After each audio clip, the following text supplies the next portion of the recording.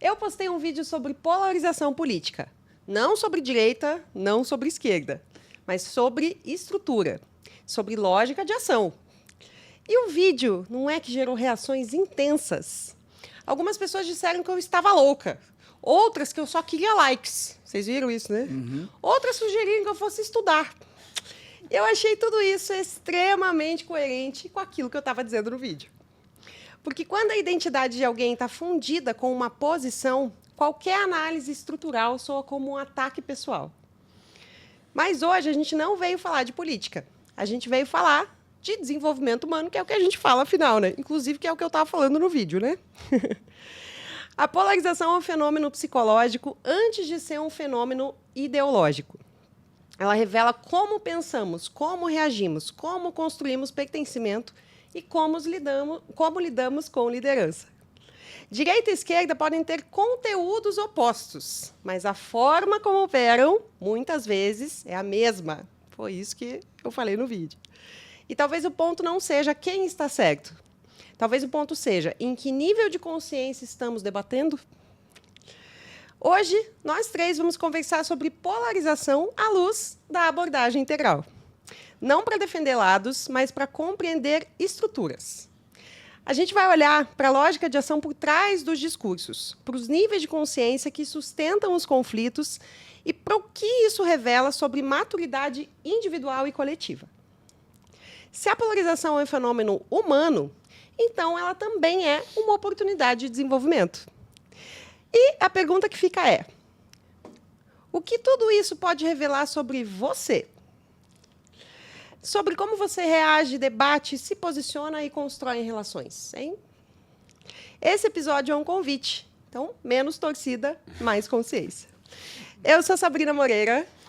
Eu sou o José Vicente. E eu sou Paulo Cruz Filho. E esse é o Liderança Integral, o podcast que promove a evolução das pessoas e das organizações, sempre com temas diferenciados e profundos, sempre contribuindo para o teu desenvolvimento e para a tua evolução pessoal. Maravilha. Muito bem! Hoje vai ser bom, hein? Hoje vai. 29º episódio, hein, gente? Quem diria? E trabalhando temas cada vez mais divertidos de trabalhar. Adorei. Divertidos, Isso. também acho. É muito divertido. Também acho. Exatamente. Eu acho que hoje eu diria que ele não é só divertido, né, o tema de hoje.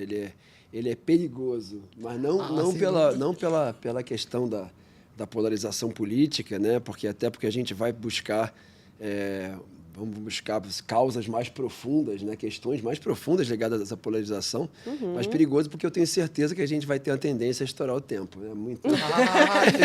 Verdade. Verdade. Muito E nesse perigoso sentido. com os haters também, porque no vídeo, um vídeo de 3 minutos e meio, que para quem não viu, tá lá no nosso Instagram, @integralworks_. É um vídeo que eu estou falando sobre isso, né, que eu falei na introdução, ou seja, como que esquerda e direita, apesar de conteúdos completamente diferentes, têm lógica de ação muito parecidas. E, meu Deus do céu, vocês viram, né? Estardalhaço que aconteceu. Um monte de comentário, um monte de reclamação, protestos e tudo mais. Então, hoje a gente vai intensificar um pouco isso, hein? Então, assim... Tem né? muito, né? Precisa.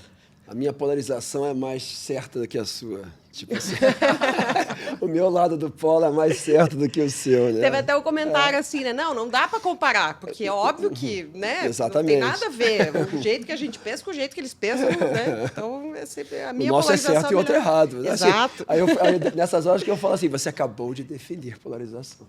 Exato. Você acabou de definir o que é. Falando em definir o que é, vamos partir então para a primeira provocação aqui, que é, afinal, o que é, né? Quando a gente fala em polarização, a gente não está falando só de política, certo? A gente está falando de um padrão humano mais amplo. Com isso certeza. mesmo? Conta aí, Com Zé. certeza. E olha só, aqui a gente tem que ir um pouquinho mais longe, na verdade. Quando a gente fala de polarização, várias tradições espirituais, especialmente aquelas que têm alguma pretensão de não dualidade, né? Elas sempre vêm enfatizar o seguinte: olha, o ser humano constrói sentido a partir de pares de opostos. Né? Então, assim, na verdade, assim, a nossa linguagem, de uma maneira geral, e a gente pode dizer que a linguagem ocidental, né, a linguagem silábica, ela tem um problema um pouco maior, né? Ela tem uma tendência um pouco maior à polarização pela característica, vamos dizer assim, fixa dela. Tipo, C com A é K, não tem jeito, né?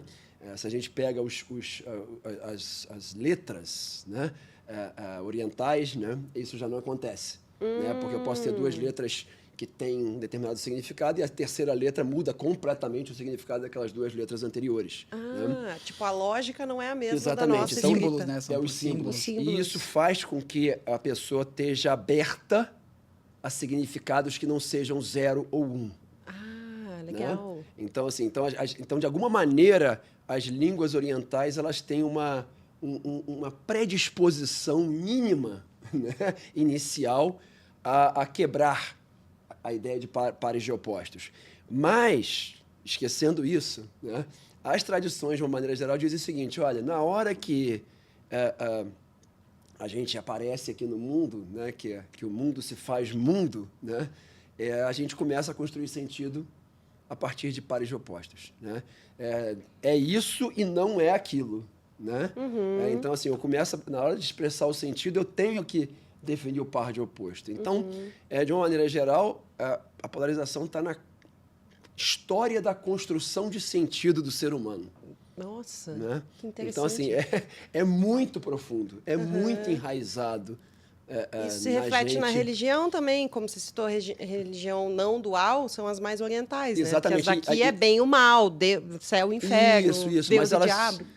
O interessante é que elas chamam atenção para isso na filosofia delas, por trás delas, elas chamam atenção para isso justamente para dizer que essa realidade transcendente, transcendental, ela está além da dualidade. Né? Ou seja, que a dualidade, que a polarização, né, ela é um fenômeno aqui, é um fenômeno do tempo-espaço. Tá. Né? Então, assim, de uma maneira geral, assim, construção de sentido no tempo e no espaço. Eu preciso do par de oposto. E essa mesma evolução a gente enxerga desde a gente quando nasce também. Né? É a história da sociedade e a gente também. Quando a gente é pequeno, a gente vai aprender o que eu preciso fazer e não fazer para sobreviver e aprender o que é correto. Então, assim, par de opostos, exatamente. Então, sempre a gente trabalhando nessa dualidade e ele é meio que assim, a raiz de tudo que a gente tem. Então, num momento de crise, num momento em que a gente está desequilibrado ou então tentando defender uma posição, é mais rápido você ir para os patamares mais instintivos e primários de ação, que daí vai cair para a polarização mesmo, vai cair para essa questão desse dual que faz a construção do significado. Não, perfeito. E veja que isso você falou agora da nossa evolução ao longo da vida, né? E é exatamente isso, ou seja, eu começo a construir sentido, eu começo a ensinar a criança, a gente começa a aprender quando é criança. Como? Não, isso não, errado. Isso sim, certo. Né? Então, assim, é sempre nesse par de opostos. Então, e aí, logicamente, a construção, a estrutura menos complexa de construção de sentido, ela é ainda muito baseada em par de oposto. E aí a história, tanto da evolução da humanidade quanto da nossa evolução enquanto, né, seres humanos, é uma história de construção de uma estrutura que vai cada vez precisando menos desse par de opostos. Ou seja, eu vou gerando complexidade para, de alguma maneira, eu vou tendo uma estrutura cada vez mais complexa, eu vou mudando a configuração do container, né? Né, para ficar cada vez mais complexo, para que isso nos habilite a precisar cada vez menos desse par de opostos. Entendi. Só que aí como essa construção vem tanto da nossa cultura, né, ancestral, como desde quando a gente nasce, a gente vai criando uma identidade, né, dentro de uma determinada forma de pensamento. Então, acho que a polarização tem muito a ver com esse. E, Paulo, o que acontece psicologicamente, assim, quando alguém sente que a sua identidade está sendo ameaçada? Que é o que acontece muito nesse conflito de polarização política, por exemplo, né? Perfeito.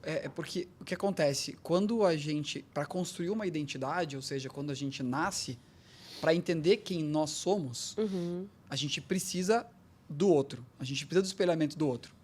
Porque se tudo é único e coletivo e todo mundo é uma coisa só, e não existe mais nada além disso, não tem o porquê ter a noção do eu. Porque tudo é existente, não Inclusive, existe o bebê outra não coisa. tem, né? O bebê, quando nasce, ele se funde com a mãe. Ele não sabe ainda que ele é uma coisa e a mãe é outra. Perfeito. Né? Perfeito. Por isso que a mãe se afasta, ele chora. E aí começa a construção da significação do sentido e, consequentemente, da identidade. Então, a gente vai aprendendo ao longo da nossa evolução ali desde pequeno o que nós somos, quem nós somos. E essa é a pergunta universal, né, de quem somos. Então, ela vai construindo isso e vai testando. E é por isso que, justamente nesse período aí de infância até ela 7 anos, é quando a gente desenvolve as principais características da nossa personalidade. Então, e aí eu costumo nem dizer muito dos traumas que nós tivemos, porque é muito da significação que a gente fez, das situações que ocorreram, que a gente acabou trazendo como um trauma. Então, por exemplo, a mãe ou pai fez um comentário que eu me senti humilhado, ou que eu me senti traído, ou que eu me senti abandonado, né? E aí eu trago esse significado e aí isso vai caracterizar a personalidade que eu vou construindo e as máscaras que eu vou usar para eu contrabalançar isso. Né? Então, eu vou controlar mais, ou vou ter uma tendência mais de escapar das coisas para poder não sofrer aquilo que eu sofri. E tudo isso vai construindo. E aí, o que acontece? Quando você começa a viver em sociedade, então a gente já está indo para aquela, né, visão de mundo mais diplomática ali, aquela azul que a gente está vivendo em sociedade, que a gente aprende as regras do certo e do errado, isso também faz parte da construção da nossa identidade. E aí a gente começa a aprender. E, claro, grande parte vem das pessoas mais próximas. Pai da mãe, da cultura da escola, dos amigos, e você vai construindo essa identidade.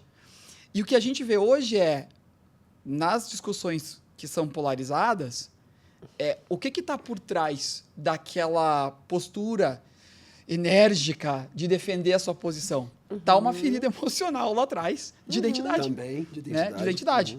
Que aquela forma de pensar ou traz um sentimento de lar docilar, porque se aproxima muito da minha visão familiar ou religiosa e que eu tinha quando eu era pequeno, seja ela levando para o lado positivo ou negativo, era o que eu tinha, então eu me acostumo, então eu fico puxando isso e me baseio nisso. Então, o que eu defendo de valores, quando eu escolho defender valores, que depois que eu atinjo lá 20 e poucos anos, já é uma escolha.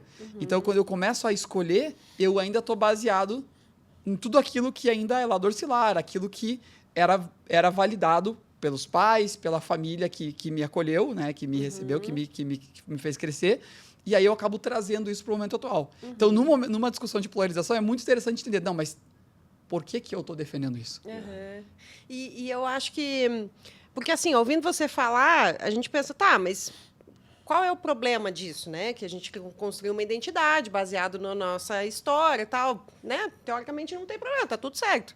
Mas eu acho que o problema começa quando a gente, pela nossa lógica de ação, muitas vezes, não consegue entender a diferença, o diferente, né? Que a história da outra pessoa, essa construção de identidade, vem de outro lugar, vem de outra história, vem de outra família, vem de outros traumas, né? E as pessoas, ao longo da vida, deram significados diferentes para algumas coisas. Então, por isso que o debate de polarização, o debate público, né, de alguns conceitos ali que envolvem essa polarização política, principalmente, acaba dando tanto choque, né? Porque as pessoas não entendem esse diferente. Aí eu acho que a gente pode ir para a questão da lógica de ação mesmo. Como é que essas posições com conteúdos tão opostos podem operar com a mesma lógica de ação, que foi o que eu falei rapidamente no vídeo, em 3 minutos. Né? E que causou todo... Então vamos aprofundar aqui. Legal. Assim, quando a gente começa nessa evolução de construção de sentido, né, a gente começa a chegar num estágio, né, em que a nossa estrutura de pensamento, primeiro, ela busca afiliação. Né? Então, ela busca identidade de grupo. Né? Então, eu estou chegando lá no diplomata. Né? Eu estou chegando no azul, lá do nível de consciência azul, eu estou chegando no diplomata. Quando eu entro ali, eu preciso pertencer. Né? Eu preciso pertencer. E isso é uma coisa que começa a aparecer ainda na infância, mas que assim, é a essência do que está por trás do pensamento do adolescente, por exemplo. Né? Então, assim, eu preciso pertencer, eu tenho que torcer para um time. Eu tenho que dizer que eu sou, né, brasileiro, né, eu tenho um país, eu tenho uma... Curtir Uma tal banda. nacionalidade, eu curto Vestir tal tipo de exatamente, roupa. né? Nossa, eu sou roqueiro, eu curto... Né? Ou então, não, eu sou do reggae, né? Eu sei lá do que eu sou, né? Mas eu tenho lá as minhas preferências e veja lá, vamos lá, eu tenho as minhas preferências, por exemplo, musicais, eu tenho as minhas preferências do futebol, e o problema é que elas não são só preferências, elas são a minha identidade. Ou seja, o pertencimento, a afiliação àquele grupo está ligado, como você falou, à minha identidade nesse estágio. Veja, nesse estágio. Então, a gente tem que sempre lembrar que quando você está se comunicando nesse estágio, a tua grande preocupação é sempre o quê? O que o outro está pensando, né? Quando você está se comunicando enquanto operando na lógica do diplomata. Porque eu quero assim, né, que ele não pode estar pensando que eu não quero. Que eu não gosto das mesmas coisas que ele. Ele não pode estar pensando... Então, aquela coisa assim, eu estou conversando com meu amigo que é atleticano, né? É assim, cara, ele não pode pensar que eu estou virando coxa. Né? Então, assim, a minha grande preocupação é que ele entenda que eu continuo sendo atleticano. Eu sou botafoguense, tá? Mas que ele continue... Falando em identidade, né? Isso, falando em identidade. Né? Mas, então, assim, e aí a gente está falando dessa questão da afiliação. E esse pertencimento ele é fundamental. E a gente vê que muitas coisas, muito dos problemas que hoje, até hoje, a sociedade discute muito, eles têm raiz na construção dessa estrutura mental de afiliação. Né? Então, eu costumo sempre mencionar isso. Né? Quando a gente vai na antiguidade, escravidão não tinha nada a ver com nenhuma raça, nenhuma etnia, não tinha nada a ver com nada disso. Escravidão era o quê? Porque aí a lógica de ação prevalente era do autoprotetivo, do oportunista, né? Era a lógica de ação dos líderes. O que era escravidão? Cara, eu guerrei contra você, eu ganhei a guerra e vocês são todos escravos. Ponto. Vocês agora trabalham de graça para mim. Então era conquistei a sua vida, né? Exatamente. Era assim, no Mediterrâneo era muito comum você ver comerciantes negros, né, com escravos brancos, vários escravos brancos. Era absolutamente comum. Então, veja, é uma lógica de poder, né, que prevalece muito ali a partir dos 5 anos nas crianças. Né? É uma lógica muito de poder em que não tem nenhum pré-conceito. Né? Não existe nenhum pré-conceito. Então, na hora que eu entro com a ideia do certo e errado, que ele se fortalece, o certo e errado se fortalece, aí eu crio pré-conceito. Porque se tem uma coisa que é certa e a outra que é errada, isso já é um ponto de partida para a nossa conversa. Né? Então, quando a gente fala da escravidão, né, de todo né, o sofrimento, né, dos negros nas Américas, etc., a gente está falando de um pré-conceito, de uma definição, né, do que, lógico, começa do mesmo jeito que os outros começaram. Quer dizer, os brancos na África conquistando, né, conquistando por poder, né, por força, conquistando a força aqueles povos e escravizando eles. Igualzinho. Só que a partir do momento que a sociedade evolui convivendo com isso, né, assim, não, o negro ele é o escravo. Né? Então a sociedade evolui com isso e cria esse preconceito. E a mesma coisa vale para tudo que a gente vê hoje que pode gerar preconceito. E isso é bem importante porque, apesar do exemplo ser um exemplo muito, né, que traz um contexto histórico negativo, vamos dizer assim, mas é uma evolução, porque você está baseado numa lógica de poder, ia ser guerra infinitamente. Exatamente, infinitamente. Então, o pensamento que é o diplomata, o azul, que vem estruturar Sim. normas e regras sociais que são justamente que criam o preconceito, eles organizam a sociedade. E pode ser usado para o bem ou para algo mais negativo, como no caso a gente está falando aqui. Né? Mas veja que é uma evolução, são elementos a mais considerados na tomada de decisão da sociedade. Perfeito, você aumenta a complexidade. Que estruturam, aumenta a complexidade. Tem regra. Tem regra, tem certo e errado. Só que se travar ali, travou ali. E a gente vai continuar agora. Exatamente. Então, assim, né, só resumindo e reforçando, né, por que a lógica de ação da extrema esquerda e extrema direita é igual? Por conta dessa lógica do certo e errado, eu tô certo, você tá errado. Exatamente. Então é isso. Então, né, só para explicar que é isso. Todo mundo ficou indignado, né? Não, Isso. exatamente. E aí, vejam, quando a gente está operando dessa maneira, está pensando dessa maneira, né, dessa estrutura fundamentalista de pensamento, é uma estrutura que é uma lógica fundamentalista, se tem o certo e tem o errado. Quando a gente está pensando dessa maneira, o que acontece de uma forma geral? Aquilo que é, na verdade, uma preferência, aquilo está se fundindo de alguma maneira com a identidade. E aí não é uma questão mais de preferência. Vira regra. Exatamente, é uma questão de ser assim, não, é o melhor, é o certo. Né? Qualquer Então, coisa assim, diferente disso não cabe, exatamente, não pode. não cabe. Então, assim, a gente brinca, né, a discussão do sabor do sorvete. Né? Então, assim, não, cara, pô, sorvete de pistache é melhor do que o chocolate belga. Não, eu acho o chocolate belga melhor do que o pistache. No fundo, você pode acabar com a discussão muito facilmente. Né? Em vez de eu falar que é melhor, eu falo, não, eu prefiro.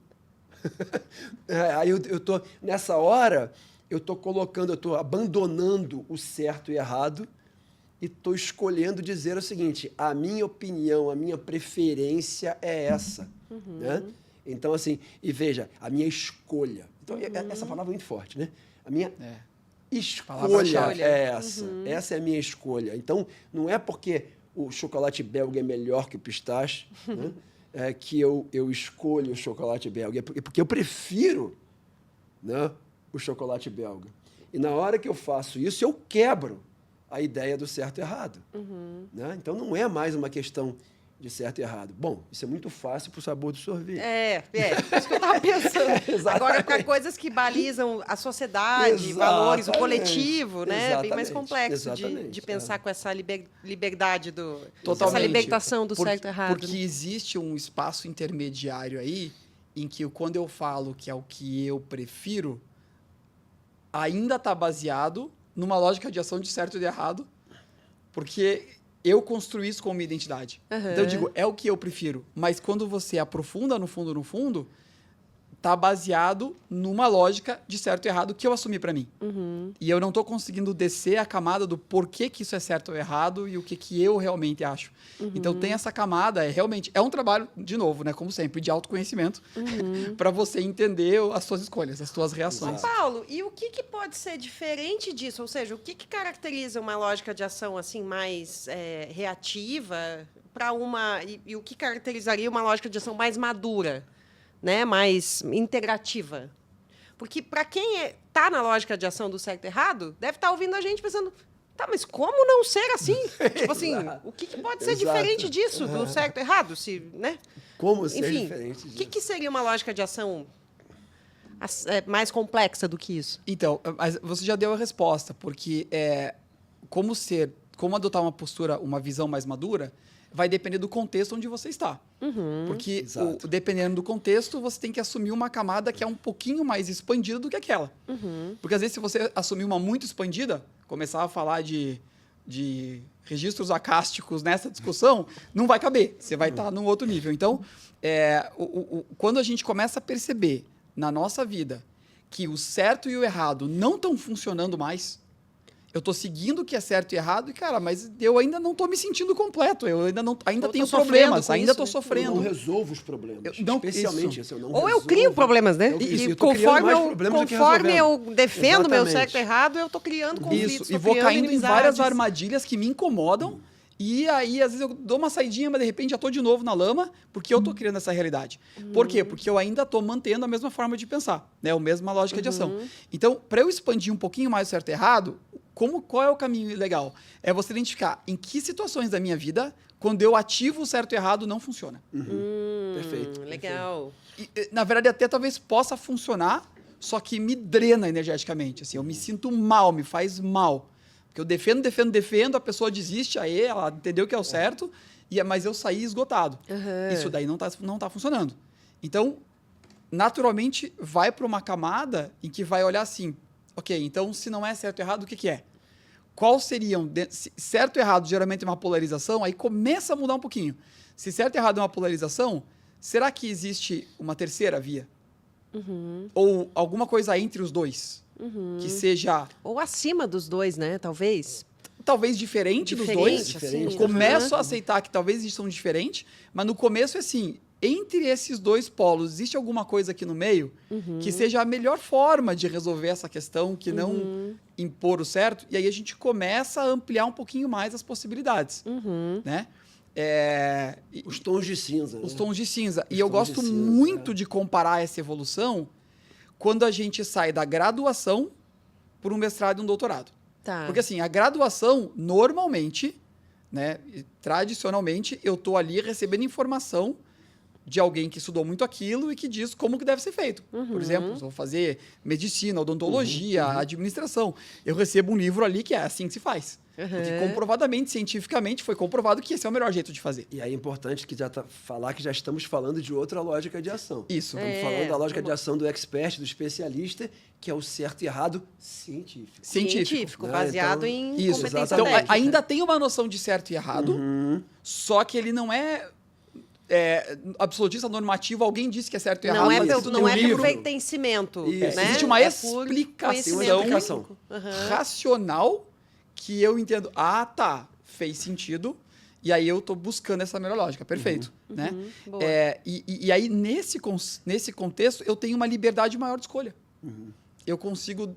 Eu aumentei os graus de liberdade. O meu menu aumentou. Exatamente. Eu já estou mais aberto ao diferente, que acho que é um ponto central que você Sim. trouxe. E aí eu consigo agora selecionar mais, só que ainda olhando o que eu estou olhando. Qual que é a minha lente? Não é mais o certo e errado, é qual é a melhor opção né? que vai resolver aquela questão. Exatamente. Então eu estou preso, de alguma maneira, ainda à ideia do melhor. Não é mais o certo e errado. Por isso que a gente diz que o certo e errado científico, né? Na verdade, ele é isso, é o melhor. Mas é o melhor numa visão clássica, one best way, né? Então, assim, ou seja, é o melhor sempre. Tá. Né? Então, assim, essa é a conotação do certo e errado do especialista, né? Porque ele busca a resposta científica, sim. Ele busca aquilo baseado em experimento, aquilo baseado em... Mas só que quando ele encontra, ele acha que encontrou para todas as situações. Então, é aquela coisa do... É um absolutismo científico. É a ideia do one best way. Né? Então, isso aqui resolve sempre. Essa abordagem aqui resolve sempre. Então, ainda existe uma limitação, né, por trás dela para resolver problemas muito complexos. Né? Então, a gente continua tendo uma limitação nesse caso. Né? E o próximo nível? Vamos subindo nas camadas eu fiz aí, o porque tá comparativo legal. porque na graduação você geralmente recebe o livro de regras. Ah, você começou Aí, a falar. quando A graduação é expert. Quando Expert. você vai para o mestrado, você já começa a entender melhor um contexto, pesquisar todas as linhas que tentaram resolver esse tipo de problema, Exatamente. escolher a melhor opção dentro desse rol que se baseia nesse contexto e eu aplico e testo. Então, aqui eu estou pegando o que os outros fizeram, eu ainda estou buscando referência externa, que é muito forte no certo e errado, eu busco a referência externa do que é certo. Aqui eu ainda estou buscando, mas eu ampliei a minha análise, eu estou buscando o que é melhor para aquela situação. Ainda não é uma construção autoral, que aí a gente já está evoluindo para o próximo nível, que daí é o doutorado, onde eu vou trazer uma visão autoral minha, ou seja, eu vou pesquisar e eu vou trazer o que eu acho. E aí a gente já está partindo para o nível seguinte, que não é mais o expert, mas é o achiever. Eu diria até que, na verdade, a nossa pesquisa, né, numa abordagem de mestrado, né, você tem a tua pesquisa, você vai no achiever, né? A pesquisa vai no achiever, né, de maneira bastante nítida, assim. Que é o realizador, que é a lógica do laranja. Exatamente. Você começa a tocar essa coisa, embora você não precise ser autoral, né? Vamos colocar assim. Mas você vai nesse nível. O doutorado, por outro lado, você precisa ser autoral, mas geralmente você vai no nível da filosofia, ou seja, você vai no nível da epistemologia.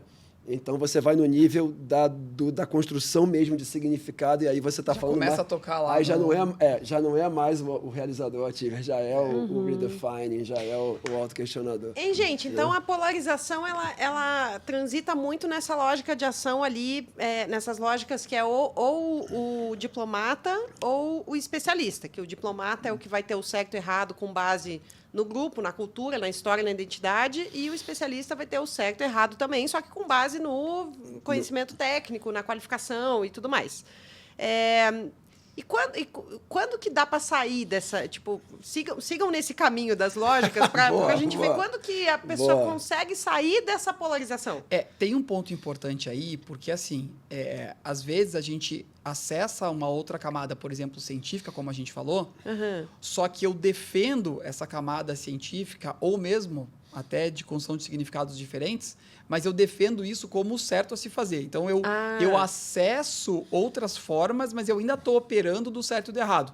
Então, eu meio que traduzo aquela expansão de significado para o meu guia de regras atual. Para justificar aquilo que eu defendo. Então, realmente... Ou seja, a cognitivamente expandido, mas não necessariamente uma lógica de ação expandida. Isso. Aí você tem que realmente fazer o trabalho de conseguir assumir o pensamento de forma diferente. Isso é bem importante. Não, legal. Acho que faz sentido aí. Faz sentido. Mas eu vejo assim, o ponto de partida disso tudo é a famosa frase, né? Lá do Renascimento, né? Do Voltaire, né? A ideia de que, olha, eu posso não concordar com absolutamente nada do que você está me dizendo, mas eu vou morrer pelo direito de você dizer. Então, assim, eu acho que essa frase é o ponto de partida. Né? Sair da polarização. Exatamente, né? sair da polarização. É o início da saída. Né? Então, você tá saindo, você está indo para um nível do especialista ali muito facilmente. E eu vejo assim, quando que você começa a transcender até mesmo a lógica do especialista, porque isso aqui daria um episódio sozinho, né? Mas eu sou assim, um grande crítico dessa ciência quantitativa e que tem a ambição de dizer o que é certo e o que é errado, né? O que funciona e o que não funciona. Eu sou um grande crítico, né? Porque... Ou seja, baseado em artigos científicos, isso está certo. Exatamente, né? E baseado em pesquisas que, na verdade, pegam amostras gigantescas, né? Com várias características, estou falando até de medicina, tá, gente? Com várias características que não estão controladas, Diversas variáveis não controladas. Né? Então, esses estudos populacionais, né, que não estão sendo controlados naquela pesquisa, então eu escolho, é o velho cherry picking. Né? Então, assim, qual variável que me interessa dizer e comprovar qual que a minha... confirma o que eu já penso. Exatamente, né? aquela que confirma o que eu penso. Então, eu vou pegar só aquelas variáveis. Né? E isso é muito expert, é muito especialista. Né? Então, assim, eu vou pegar só essas variáveis, vou fazer um estudo estatisticamente sofisticado, né? E que na hora que eu venci o placebo ali, né? Eu botei lá o duplo cego, na hora que eu venci o placebo, cara, isso aqui tá certo, eu tô certo, né? Então, validei, o meu negócio funciona. Só que ele está esquecendo, o placebo normalmente depende do que é, né? Falando de medicina. Né? Mas, vamos lá, o placebo resolve 35%, às vezes 40% dos problemas, né? Entre 30%, às vezes chega a 50% dos problemas. O placebo resolve, né? Então, a gente está falando assim, superei o placebo. Às vezes, você superou o placebo com eficácia de 40%, 45%. Superei o placebo, legal, 45%. E os outros 55%? O que aconteceu? Né? Então, assim, veja, essa abordagem de que eu encontrei algo que funciona para tudo, ela é mais uma versão do certo e errado.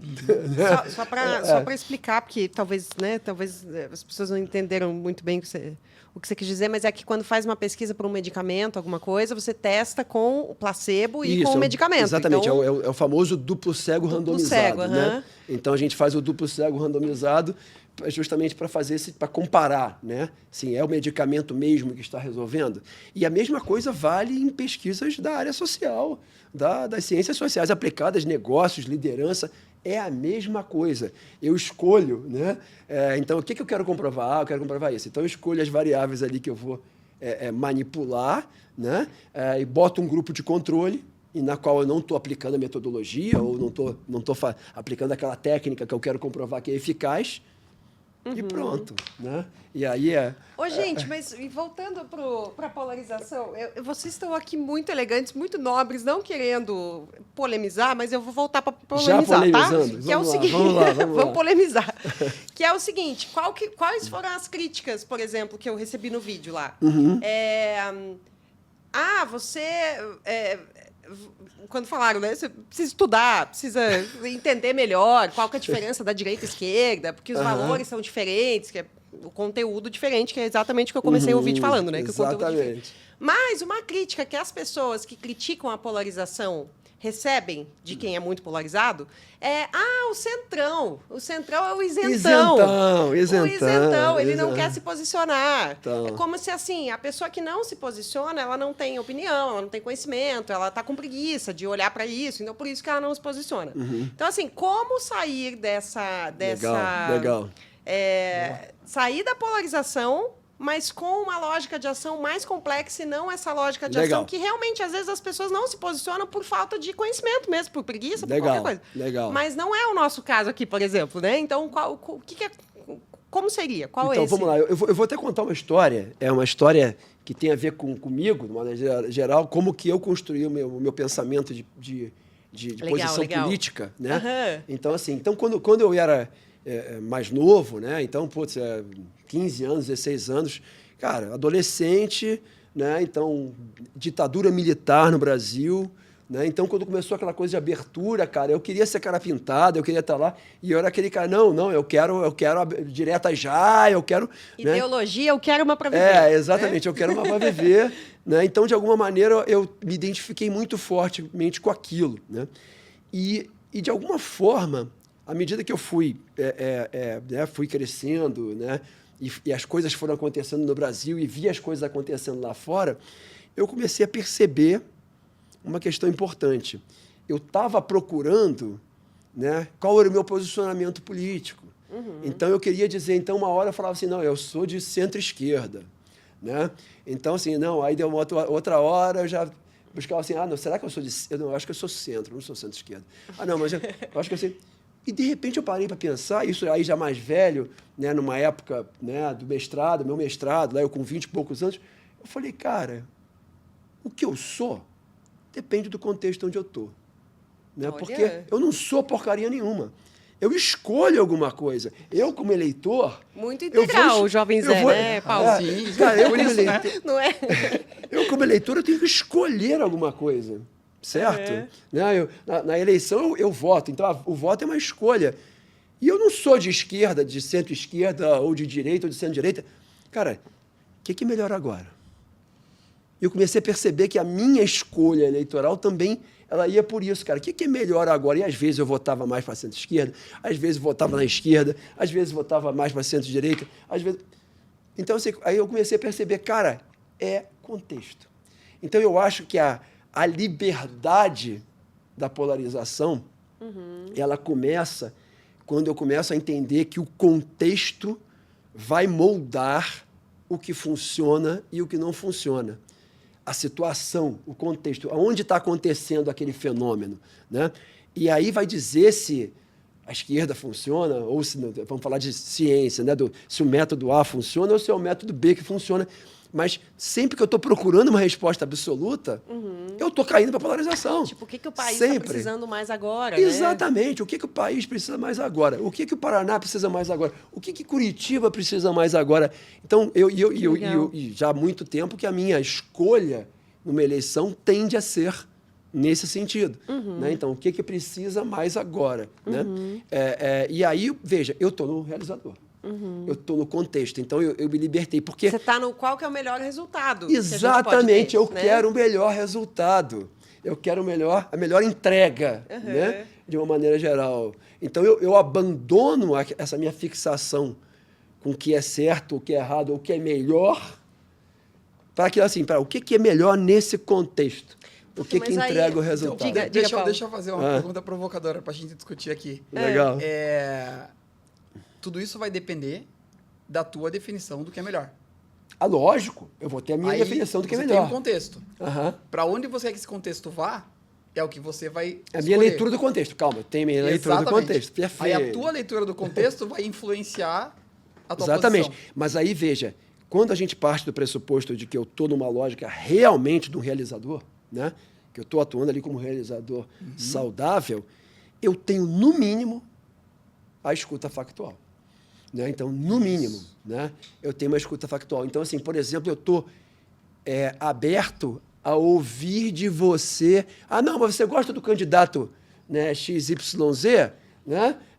Eu gosto. Mas espera aí, você sabia que o XYZ andou fazendo não sei o quê e tal? Eu estou aberto a ouvir. Eu saio daquela escuta julgamental exatamente, e vou pra factual. Eu me abro ao outro. Sério? Onde que você viu isso? Veja. Aí na hora que eu coloco sério, onde você viu isso, eu estou me abrindo. Eu tô gerando um espaço no qual algo que vai contra a minha posição, contra aquilo que eu estou defendendo agora, a minha escolha até agora, é algo que desconfirma aquilo, né? Então, eu estou me abrindo a uma desconfirmação. E nessa hora, eu já cheguei numa escuta factual. Ela não resolve tudo ainda, né? Mas ela já é um nível, vamos colocar assim, de despolarização significativo. Estou aberto aos fatos. Eu estou aberto aos A fatos. escuta factual seria o oposto daquela escuta emocional, Emocional, né? De citou o nome X, já me arrepia. Mas isso aí... Você julga, daí tem Exatamente, emoção. Exatamente. Não posso nem ouvir falar o nome desse cara. Né? Isso é uma escuta emocional. Valdemar. Né? A ideia que quem? Ele. Né? Então, não pode nem falar o nome. Então, assim, na hora que eu... efetivamente me abro para a escuta factual, eu estou na lógica do realizador saudável, do achiever, né? E aquilo já muda tudo e eu já atenuo em muito a polarização, naturalmente. Veja que eu ainda não fui para a escuta empática. Na hora que eu vou para uma escuta empática, aí eu entendo o seguinte, cara, eu não estou vendo realidade nenhuma. Né? Legal. Isso aí. Eu estou interpretando a realidade de acordo com a minha lente. Né? E na hora que eu chego nisso, eu penso, pô, e ele também, ela também está com a mesma situação. Cara, deixa eu entender. Aí não é mais assim, e essa me é a traga lógica os fatos. Da autoquestionador, do redefining, né? Redefining, exatamente. Peraí, eu tenho uma lente, ele tem outra. Nossa, exatamente. Que descoberta. E aí a pergunta não é assim, me traga os fatos. O mundo era do jeito que eu vi e descobri que não é. Exatamente. E aí, assim, a pergunta, a curiosidade não é mais assim, cara, me traga os fatos que eu não conheço. Não é mais essa a pergunta. Cara, deixa eu entender a tua lente. Você que legal. Cara, assim, por que você pensa... Meu Deus, que momento. Por que você pensa assim? Me conta um pouquinho mais de você, cara. Né? Por que você é assim? Exatamente, cara. Me traz um pouquinho da tua história, mais um pouquinho. Deixa eu entender, né? Em que você acredita, o que te inspira, o que te motiva. Pronto. Né? Aí eu cheguei numa lógica que ainda mais, vamos dizer, aberta, vamos colocar assim, e ainda mais distante da polarização. E aí a gente tem que abrir um parênteses aqui muito importante. Junto com essa lógica que a gente acabou de colocar, de deixa eu entender a tua lente, né? Junto com essa lógica, obviamente que a partir do momento que eu percebo que a realidade não é absoluta e que está todo mundo enxergando a realidade de acordo com as suas lentes, eu também passo a ter uma preocupação de, por exemplo, peraí, então, muitas pessoas estão ficando, por exemplo, excluídas de processo por conta da lente dos outros, né? Então, eu começo a ter uma preocupação muito grande de dar oportunidades para quem está excluído e tudo mais, que é um movimento que tende a vir junto com essa visão de mundo, né? Junto com essa lógica do redefining, com essa lógica do autoquestionador. Só que aí mora o problema dessa lógica, né? Quando eu pego o conteúdo dela, né? A gente vai lá, putz, inclusão, diversidade, sustentabilidade socioambiental, papapá. Quando eu pego esse conteúdo, mas eu olho para esse conteúdo com a visão do certo e errado lá do diplomata ou do certo e errado científico lá do especialista, e eu enrijeço igualzinho. E é muito comum escorregar. Exatamente. Aí eu vou para aquela coisa da correção política. Né? Eu vou para uma caça às bruxas. Né? Matem os anti-inclusivos. Matem os antidiversidade. Excluam quem não exatamente. Né? Então, assim, e esse é um risco. Incluam todos, menos aqueles que exatamente. Esses não devem ser incluídos, mas incluam todos. Incluam todos, exatamente. Exatamente. E é verdade, a gente cai nisso. Em algum momento da vida a gente cai nisso e às vezes fica preso nisso. E às vezes nunca mais sai, né? E muita gente nunca mais sai. Mas é importante mencionar. E por que isso é muito frequente? Porque as pessoas... Esse é aquilo que a gente chama de zeitgeist, né? É o espírito da nossa época, é o que a mídia, a grande mídia, fala o tempo inteiro, e é o que as pessoas que estão lá nos seus 18, 19 anos absorvem. Sim, né? sim. Como sendo o quê? Certo. Certo, aí volta. Exatamente. Elas ainda estão no diplomata, ainda estão no expert, mas espera aí, o certo é ser inclusivo, o certo é apreciar a diversidade, o certo, não porque ela experimentou isso e ela percebeu que, cara, cada um está enxergando a realidade com uma lente diferente, né? Então, cada um tem uma visão baseada na sua história de vida e justamente por terem histórias de vida diferentes, né, que existe a questão, né, de diferentes formas, né, e visões da sociedade. Abriu tantas caixinhas, né? Meu Deus do céu. A gente, claro que está caminhando para o final, mas a gente está sem cronômetro, então a gente finge que não viu, entendeu? A gente segue. Mas é o seguinte, quando você falou ali sobre a tua escolha política, né? Sobre o que é mais adequado agora, o que o país está pedindo, o que a cidade está pedindo, eu pensei, cara, isso exige uma força de identidade que não está baseada no que os outros pensam de mim, porque esse posicionamento ele cai muito, ele tem um risco, assim, completamente, né, de cair na coisa do, ué, mas você não votou no fulano da última vez? E agora? Mudou, então, né? Aquela coisa do questionamento de quem você é, como você pensava, ué, mudou? Mudou? Né? Nossa, mudou, nossa, não entendo. Eu tenho uma pessoa próxima a mim que ele fala, Sá, você é a pessoa que mais muda. Eu converso com você, um dia passa 3 meses pra gente falar daquilo, você mudou tudo. E isso é uma crítica. É uma crítica. Eu entendo que é uma crítica. Eu falo, não, mas eu sou assim mesmo e tal. Mas é isso, exige um nível de força, de identidade, que não vai se incomodar com a identidade que eu criei a partir da minha posição política, da minha posição religiosa, da minha posição cultural, por exemplo. Exatamente. Então, isso é muito complexo, né? Você desvencilhou essas escolhas da tua identidade, na verdade. E a opinião dos outros também. Exatamente. Porque eu acho que a polarização política, eu vejo pelas pessoas que eu conheço, que são, né, super extremas, ou um lado ou outro, tem muito essa coisa da bandeira que eu quero que os outros vejam que eu estou levantando. Exato. Não é só que eu quero levantar, eu quero que os outros vejam que eu estou levantando, que eu Lembra defendo isso, que eu sou... o que o outro está pensando. Então, assim, ou seja, essa independência, essa você se livrar da polarização, exige, num primeiro momento, justamente que você se livre da preocupação com o que o outro está pensando. Ou seja, você tem que ter uma mente autoral. Né? Você tem que ter uma mente autoral. Cara, não, é a minha escolha. É o que eu estou escolhendo. E se os outros vão me achar doida? Exatamente. Azar deles. E isso é uma flexibilidade identitária, uma flexibilidade que é justamente a característica. E aí aqui eu queria fazer o convite para a gente ir para, acho que pergunta final, né? Assim, o comentário final, que é o próximo nível. E aí, assim, se alguém te perguntar qual é a sua posição política, você vai responder integral. O que é uma posição política integral? Putz, essa é muito complexa, né, cara? Mas é isso aí. É exatamente o que você construiu. Exatamente. E vejam que eu acho que esse é um ponto... Com a flexibilização da identidade. Exato. Com a tranquilidade de que o contexto vai trazendo, a gente vai justamente se construindo nisso e vai trazendo soluções. Sabe o que eu acho que é uma posição integral? Quando eu sou questionada, né, sobre posicionamento político, eu falo o seguinte: existe a esquerda, existe a direita e existe o centro. O que a gente vê acontecer? A esquerda defendendo as suas causas, a sua agenda, a direita defendendo as suas causas, a sua agenda, e o centro dizendo que as duas estão erradas, que é tudo ruim. Entendeu? Que nada presta, que largue... Muitas vezes é isso que acontece. O que eu acho que é integral na minha visão? É você... Por isso que eu digo que é acima, não é no centro, é acima. É você estar acima, olhar para a esquerda, olhar para a direita e falar... O que é bom da esquerda que eu preciso colocar no meu governo? Isso. O que é bom da direita que eu preciso colocar no meu governo? Eu pego um negócio aqui, pego outro daqui aqui. Dali, né? Ou seja, integro. Uhum. Tem coisas daqui que eu não quero. Nossa, isso aqui da esquerda, nem pensar. Isso aqui eu não vou defender, não vou incluir. Isso aqui da direita, de jeito nenhum. Agora, isso aqui eu preciso juntar. Então, eu acho que isso, na minha visão, é uma posição política integral. Exatamente. Exatamente. Não tem um certo e errado, um demônio e um Deus. Exato. Porque para quem é polarizado politicamente, exatamente. o meu grupo é Deus e o grupo do outro É é o demônio. o demônio. Exatamente. E literalmente, né? Porque hoje em dia são esses os termos que são usados.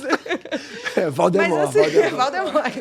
Mas assim, como que eu posso entender que ambos têm o seu valor em algum lugar, né? Porque, afinal de contas, a gente está falando de política. Puxa, tem tanta coisa ali no Poder Executivo que precisa ser feito. Então, cara, não é possível. Tem que ter alguma coisa que preste daqui e dali. E aí você pegou um pressuposto da abordagem integral.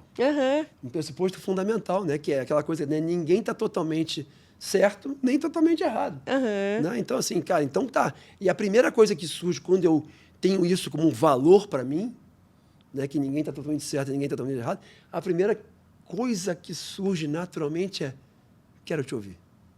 Legal. Cara, quero te escutar. Deixa aí, eu quero te escutar.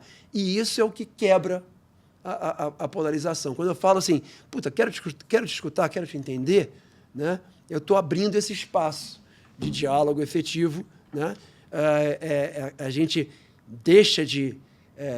eu sempre digo assim, né, a gente deixa de basear a nossa autoestima mesmo, né, a nossa identidade, a nossa autoestima no estar certo, né, na verdade, de querer estar certo, querer vencer um argumento, né, e passa a ser, não, peraí, eu quero a minha autoestima está em ser racional, né, em ser racional e em estar aberto ao outro. E ser racional passa por ouvir e escutar o outro, efetivamente.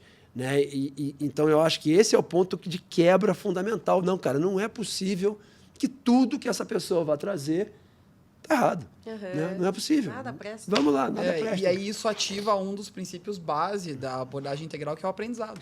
Exatamente. A evolução, a busca pela evolução constante pelo aprendizado. Qualquer situação de conflito ou mesmo de integração de ideias é um movimento de aprendizado.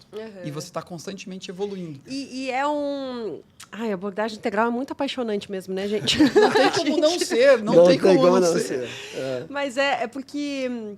Você fala de aprendizado, né, e dessa escuta aberta, empática. Isso nada tem a ver com inteligência cognitiva. Sim. Porque tem gente que é brilhante, que é estudadíssimo, que é inteligentíssimo cognitivamente, mas não tem essa inteligência emocional, não tem essa abertura para aprendizagem, né? Ou seja, que é o que eu sempre falo das pessoas que só consomem, só aprendem dentro daquilo que elas já acreditam. Exato. E gostam, né? Elas não abrem para outro. E aí as redes sociais são, né, assim, aquele... O algoritmo o inimigo. Algoritmo é o grande inimigo, porque ele cria essa uniformidade, né? Então ele ajuda a criar essa uniformidade. Então eu estou sempre me relacionando ali.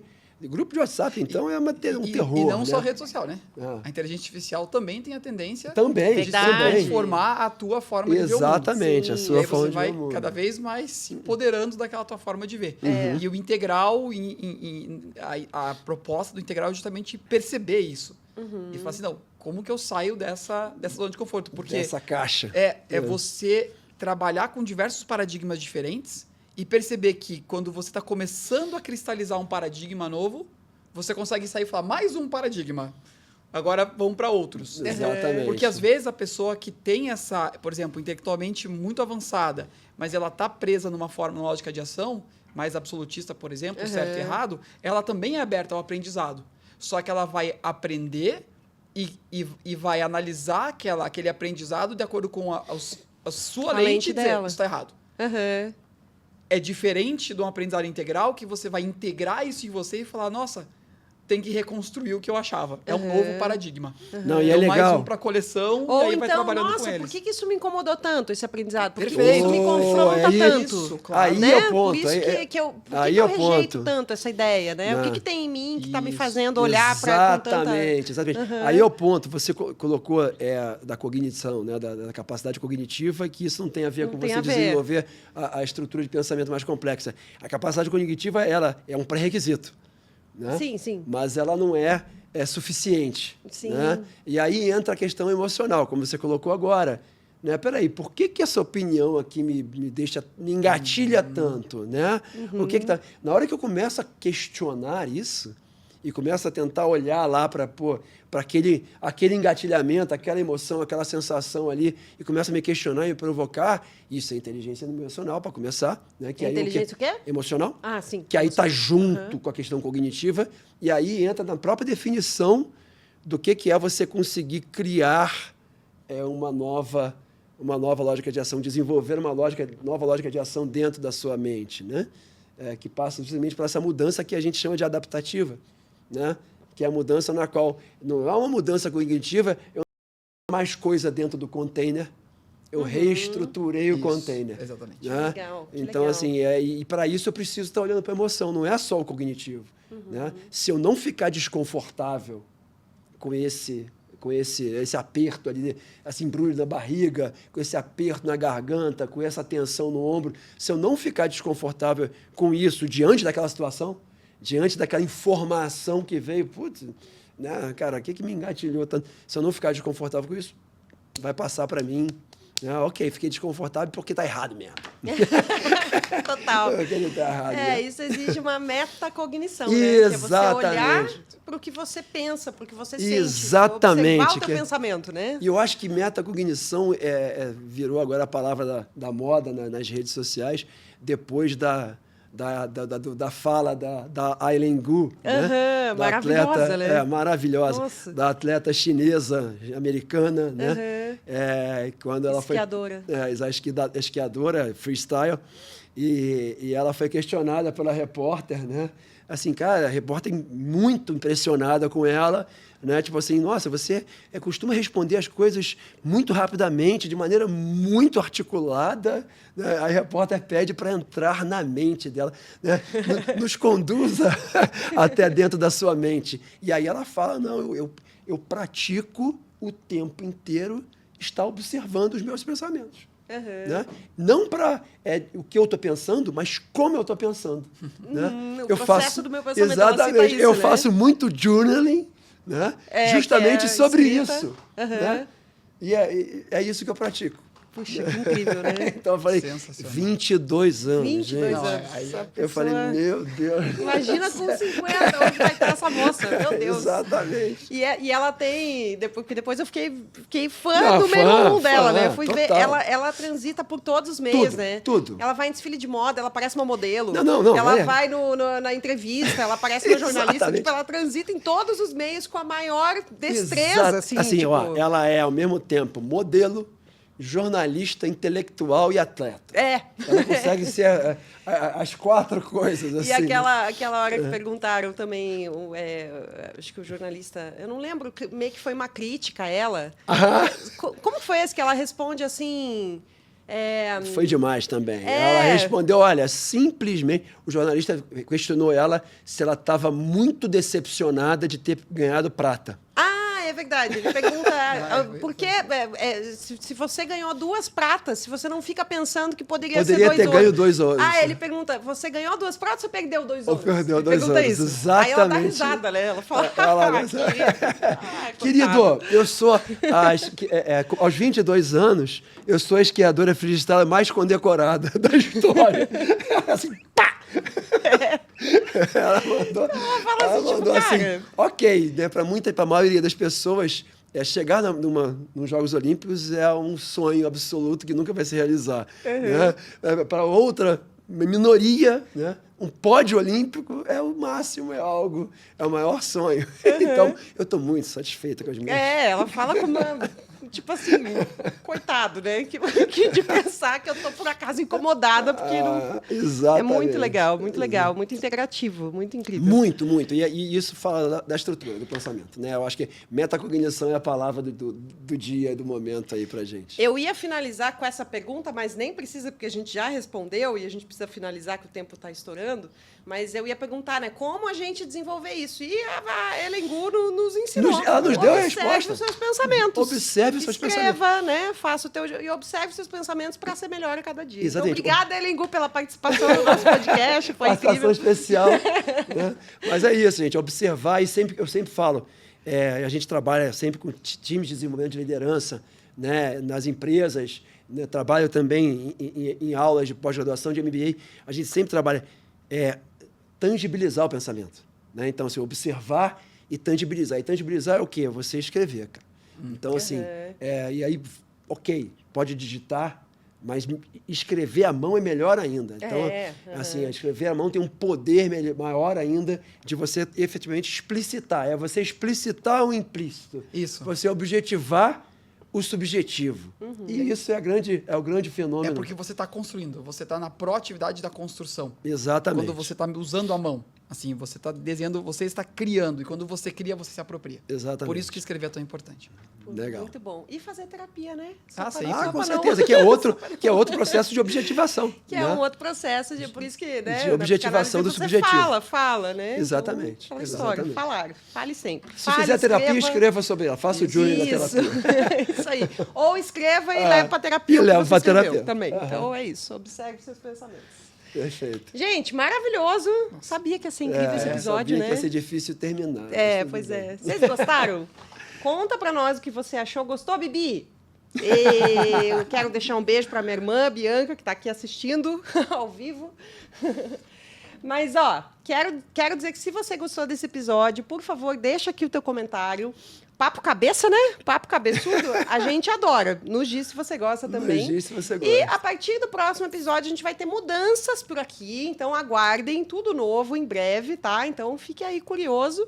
E não esqueça de deixar o teu like, se inscrever no canal. As pessoas deixam um like até, né? Assistem, mas esquecem de se inscrever no canal. Então, lembra de se inscrever, que é importante pra gente. Eu já vi muita gente adorar o episódio, assistir o episódio, assistir a maior parte do episódio e não deixar o like. Então, lembra do like preventivo. Começou a assistir, pá!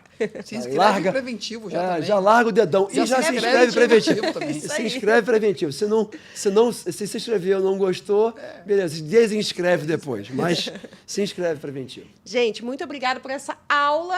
Esses dois aqui, né? Eu vou ter que convidar eles mais vezes. Não tem jeito. A gente aceita. Adorei a vibe. Então é isso, gente. Nos vemos no próximo episódio. Até lá, gente. Tchau.